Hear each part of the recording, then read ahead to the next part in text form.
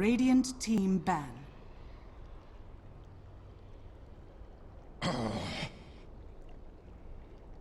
Dire team ban.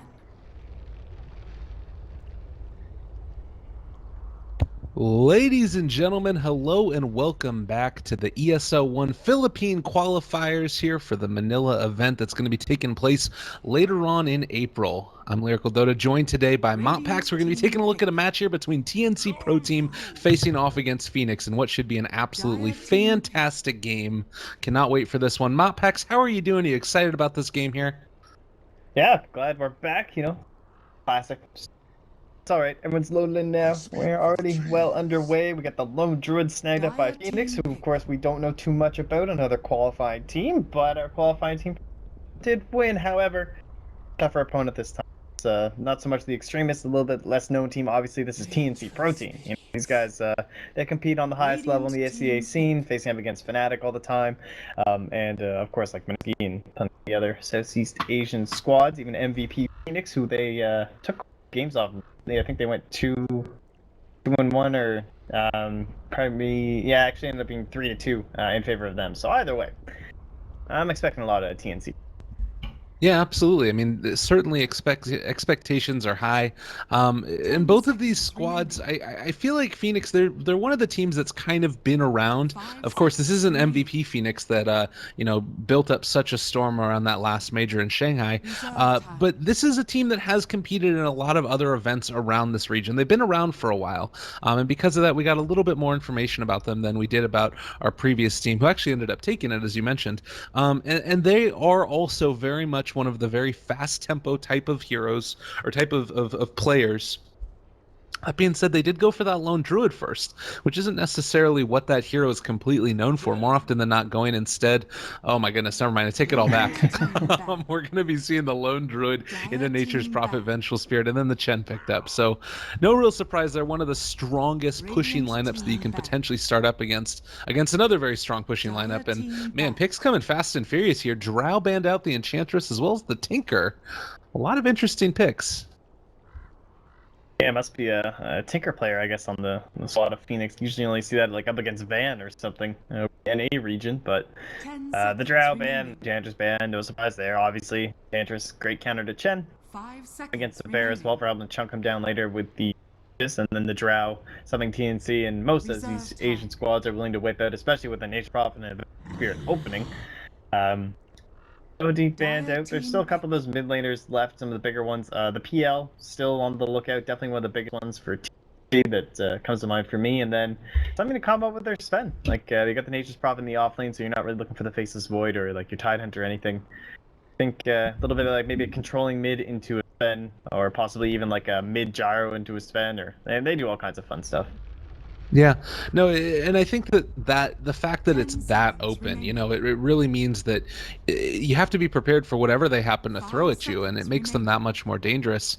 I will say for Phoenix, I feel like the lone druid Chen pick kind of hems them into a particular playstyle. Oh man, he made it through. Oh god, we didn't even talk about him. Well, Earth Spirit is going to be played this time around and not opted to be banned out.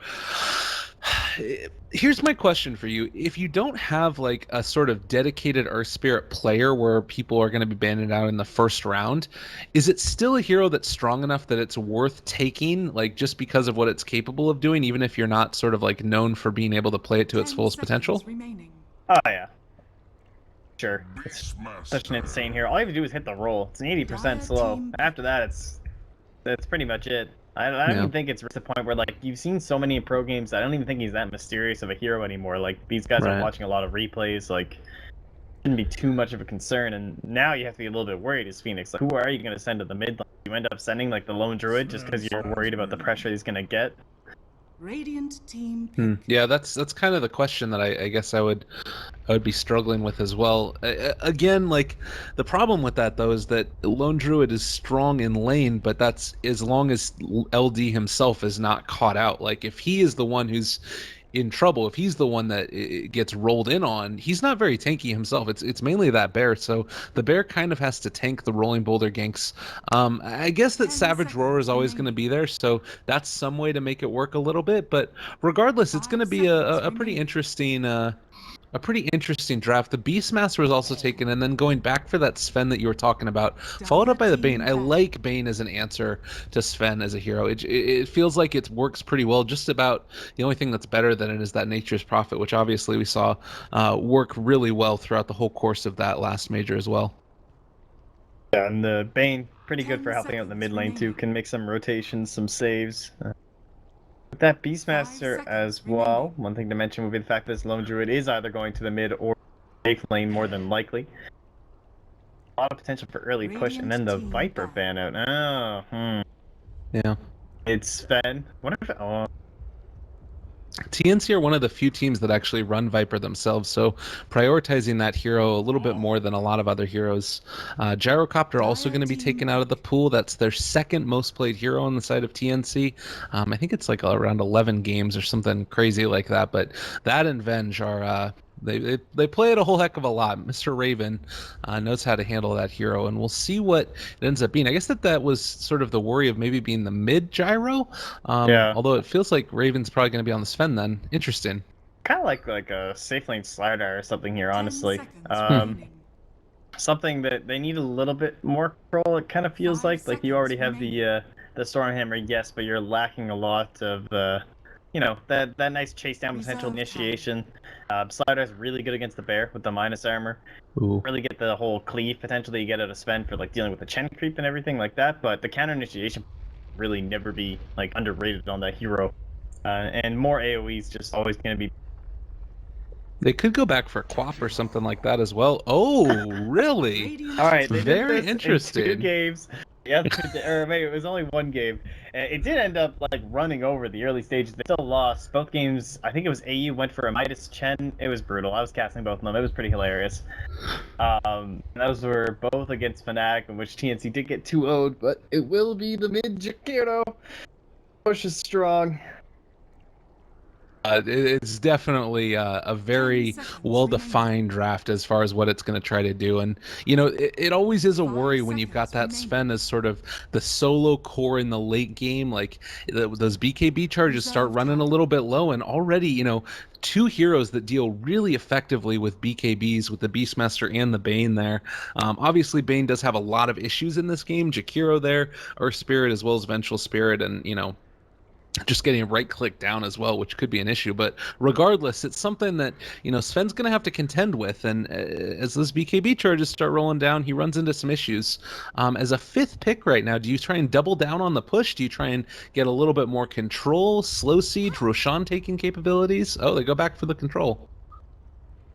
Yeah, that makes sense with just the Beastmaster and the Lone Druid lacking maybe I won't consider a little bit of physical damage. Like it's only essentially the Lone Druid. Might need some pretty big items coming up on ice. Get that really quick Necro Book, and very early game centric lineup. They you look and you say like Sven's the only late you have, but with the Lone Druid in a lot of ways, fairly even through game I think here.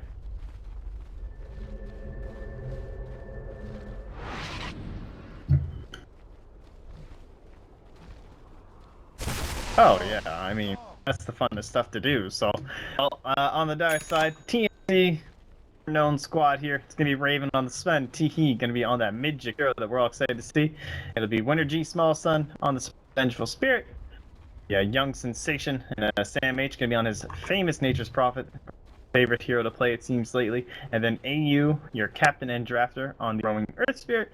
On the side of Phoenix, they have shown up here the qualifying squad. It's going to be Ice on the offlane Beastmaster. Will be LYC on Jen. Verzi on your Lone Druid. It'll be Alodia on the Bogsy on Bane to round it all out here. And both teams just going to group up the runes. Ooh, they lose early Hawk a little bit. 3 gold, get that early last hit before the horn. Feeling good on that mid Jakiro. Pretty much GG in the lane now with that extra 25 EXP. That's it, man. you end up being able to make it work. And looks like they're going to put themselves in a pretty good position here, get into place with the runes, and Phoenix just going to be able to take down this bottom one here for the puck. So as far as lane setups goes, where do you think we're going to see the Earth Spirit do like the most amount of his damage here? Well, they've gone for the traditional thing of just throw puck in the mid lane and you won't die to Earth Spirit. That's the general plan, so it's going to have to be somewhere else. They have early ward up because they're assuming it's lane, but looks like they did spot this out from the side of TNC, so they should know there's a ward there. In fact, AU might be on his way to take care of it now, or just block this off as well. But should just be the top lane, honestly. Beastmaster's like the only one they can kill. Not going to get the lone druid with the Bane nearby. And so if they can pull this wave back, maybe they can get him a couple times over. Yeah, it's kind of the hope and goals, I guess. It's none of that pull camp was blocked out. They're going to put him in a little bit of a precarious situation. And it's worth noting that, you know, obviously when you have Beastmaster, he's an incredibly strong laning hero. It's hard for Vengeful Spirit to actually zone this out with the double bore slow going on, even at the early levels, and should have trouble trading hits. Oh man, this is going to do a lot of damage here. Creeps are chasing. He knows the Earth Spirit's there, though. Need to be a runaway. They thinking about going on this now. Maybe going to be able to make it happen now. They're calling it off. Interesting. We already have the early tornado coming to mid lane on Teehee. And this lane's already pretty early on. Like, your one way to really zone out Elodia, of course, is going to be that liquid fire spam, but at the higher cooldowns, it's really likely he's going to have phase shift ready and available. Like, he won't have traded a right click or anything like that. Now, that is one benefit, right? Because they always just keep right-clicking the puck as the Jakiro and assume that he's not going to phase shift dodge, and he does have the extra damage. This tornado is just making it so good. Yeah, that is really good. Yeah, you mentioned the damage there. I mean, it's worth noting the way that Jakiro has gotten changed, that the most recent patch, giving him the higher base damage too, it helps him out a lot. It's been able to make him into a I still don't think he's like a great mid hero by any means at all, but it's possible to do that now, and you see a lot of damage gain trade back. He's trying to do something at T here, but the slow damage over time, the puck's going to be taken. It's hard to deal with. Yeah, he made that mistake that I wasn't expecting. Oh, phase shift, but they still end up being able to get the rolling boulder forward. Oh, that wasn't quite a kill on T. He survives. Oh my goodness, really? He ended up being able to go for the buyback? Oh, what a guy. Is he going to die for it, though? Is he actually going to be able to get away with that? They end up being able to get the silence off the rotation. Oh, they end up finding the kill. But man, that was some sneaky stuff. Yeah, I've been seeing that. I guess it's just pucks back. I've been seeing it quite a bit lately. Everyone's like, oh yeah, you can do that. And it's more than those first early engagements, but not if you're going to die for it. Now he's like the extra delay of coming back into the lane, and he made that mistake though. Like, he used space shift to dodge a single right click from the Jakiro, and then that just means immediately, all right, I am going to liquid fire you the second you come back out of that. And you saw how much damage it did to him. Yeah, that was pretty ridiculous. I saw one other instance of that earlier. It was with a puck and a Chen, which interestingly enough is up in this game again. Oh, that one's good, yeah. Where you go for the QW. I don't know what's going on. Anyways, you go for the illusory orb, and then you end up being sent back right at the same time, and then you end up being able to, obviously ethereal jaunt back into the fight, so that way your bottle's filled up afterwards. But bottom lane, they get the nightmare down here onto the Nature's Prophet, going to be able to do a decent chunk of damage looking for root. They get the body blocks though, gonna be able to do a ton of damage here. I don't think it's gonna be enough. They do end up being able to find him though, and that's gonna be another kill. So back and forth we go, 2 and 3 so far. Pretty very intense game. Yeah, it looks like Fogsy got just the right timing there where the treants were on cooldown, so he was able to get that nightmare on there. And usually it's very difficult to deal with the Nature's Prophet because he just takes it off with one of the treants, but caught him when he didn't have any, and that allows an easy kill for them. Yeah. Like, top lane Ice will be able to get this rune here. Question is, looks like he'll just have to take it though. Oh, he still picked it up. That was nice. I mean, those are the plays that you hope to be able to make as Earth Spirit. Maybe you kick the guy up to the high ground or something like that, but it's not always the easiest to do. So still getting the rune, and it's worth noting, like, if you look at the net worths right now, it's still very early in the game, but you can already see the power of that early laning stage and a couple of the kills. The Lone Druid currently up on top, but then 4 heroes, including that roaming Earth Spirit, is ahead of pretty much everybody else on the side of the Radiant. I wonder if they're actually going to be able to get Ice here. Roll. Uh, yeah, that'll happen. It's fine though. You look for those moments to be able to find somebody, and it's really just about putting the fear in them. I mean, you'd love to be able to find the kill, but it's not always the most important thing in the world. More just the other stuff. As they do end up being able to find a gank down in the bottom lane, and man, the double centaur stump as well as 2 roots. There was no way that Nature's Prophet was ever escaping from that one. So. On the one side, one offlaner dodges the gank, the other one gets taken out by it. A little bit frustrating.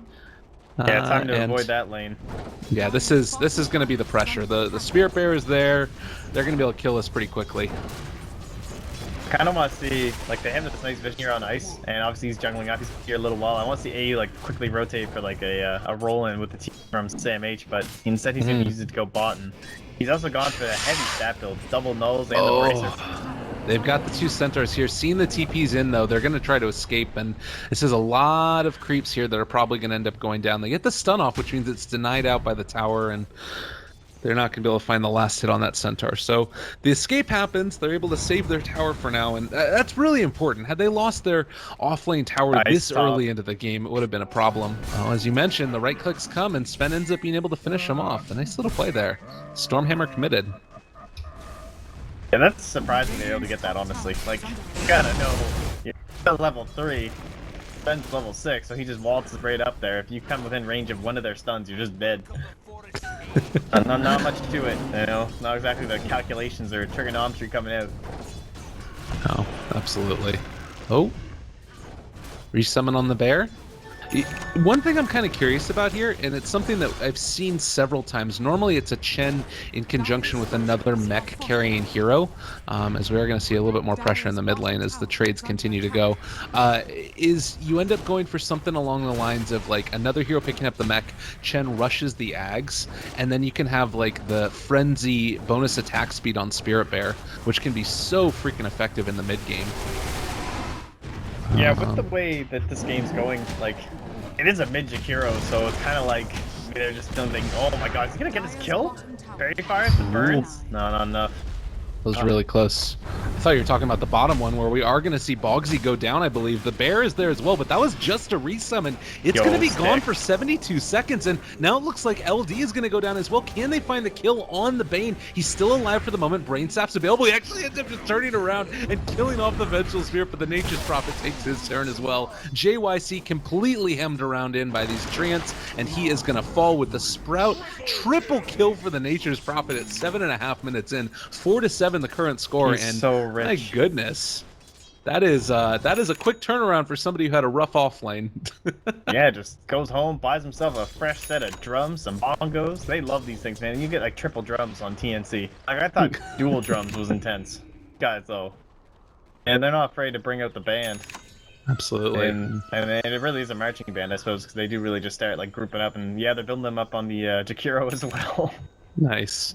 Could say they march to the beat of their own drum. All right, we're done with that. Puck now picking up the Arcane Rune as well. So going to be able to spam out those spells all the more frequently, which is always nice to get on those sort of tempo-y type of mids. They throwing out a couple more of those Illusory Orbs, and you can see on a crazy low cooldown, can do a little bit of damage to the tower, then back out. It's interesting, we've seen the Beastmaster still stick around, but Bane is rotated here as well, trying to find a kill onto this Sven if he sticks a little bit too far out.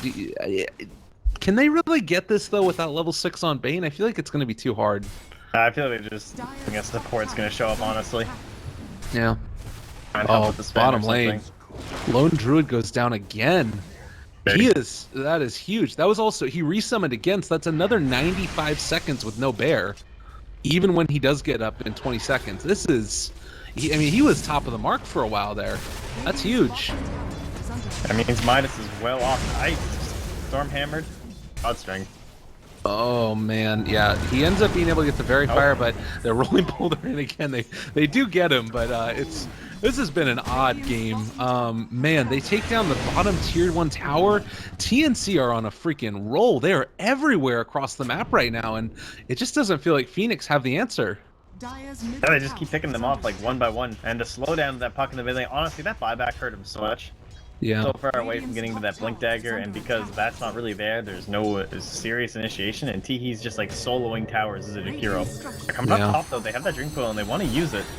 God, this would be so big if they could find a kill, but they need to get the proper initiation. The tower already falls down. Obviously, the 2 points in Warcry just giving all of those creeps that extra bit of survivability, and everywhere you're looking right now. I mean, it's just it's Phoenix responding to the pressure that TNC are trying to place, and they're too late every step of the way. By the way, Lone Druid is maybe going to die again down here. Now, they're not going to be able to find that one, but he brought down to half HP. He ended up going into true form. Still 15 seconds with no bear. The Pug is going to be able to chase him on down now. This should finally be a kill, as they do end up being able to kill off that Nature's Prophet, currently the highest net worth in the game.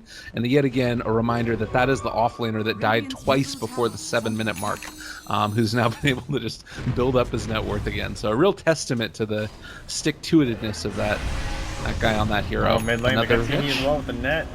Silence down. A secondary net gonna fly. They end up being able to get the magic missile off. Centaur stop does Nice. go through. Yeah. Really well played there. The turnaround macro pyre, tons of damage onto the chin. He ends up going down. A lot of people standing in the fire, but still okay for the moment. Turnaround Fiend Script onto Raven. He's dropping low, but they're gonna kill off the Bane, and Ice trying to get out of there. They're gonna be able to do a ton of damage to the Buck. Phase shifts away. Can they find it? Stalked by his own Sprout. Not something that you see all that often, but consolation prizes, tier 1 tower, and soon to be a tier 2 as well. Man, TNC are on a freaking roll. Huge team fight after team fight. Yeah, I mean, that was like by the pixel. That puck didn't get caught inside. It kind of got pushed forward by the Sprout and then blindly throw it there from same age. But it's alright. They end up just getting quick 2 towers. And, oh, he actually is going to grab the Dragon Lance. Alright, I guess he feels like they're on high ground. I was kind of liking the Orchid idea with the staff. Because, you know, this puck's so far behind, it's going to be a while. Yeah, it's interesting. I do kind of like the idea of going back for that Orchid that you were talking about, but maybe feeling like this stuff comes online a little bit more quickly. Eventually he's going to want to, you know, build into a BKB and then afterwards maybe the Orchid, or possibly he goes for the Orchid first and then the BKB. But regardless, both of those, you know, abilities really translate well into it, and being able to up that attack range to 730 is just so ridiculously good. And now we're seeing Phoenix move on in. They want to take a tower of their own, but can they actually do it? Swamp is up on bench. Oh, Careful. so scary. Again, it's just it's such a terrifying. Oh, they get the stomp off. They're gonna be able to catch. Oh God, Bucky's gonna go down. He ends up being able to get the phase shift, but Magnetize is still there, able to phase shift away a second time from the Stormhammer, but he's gonna go down there. Macro Pyre now blocking off their retreat. Ice and everybody has to run through it. They're slowed down. They're gonna all fall down as well. The bear dies, and it looks like Ice is gonna go down. 4 dead on the side of Phoenix and TNC. My goodness, this is a stomp if I've ever seen one. Yeah, they're just, it kind of looked like they had the right positioning, but that silence coming in on top of the puck, like, a little bit too forward, I think. Until you have the Blink Dagger, though, that's how you have to play it. And you don't have that nice counter initiation, that's always want to be engaging with the puck. Yeah. And, again, they're just getting run over. These towers are melting, they'll be back up soon, but what do they have to throw at them? Exactly, and, I mean, at this point, I do feel like probably Phoenix's lineup scales a little bit better than TNC's, just because of that lone druid, and then also having the sort of, you know, the backup. Beastmaster late game with that inner beast aura and all of the Chen creeps can really be effective.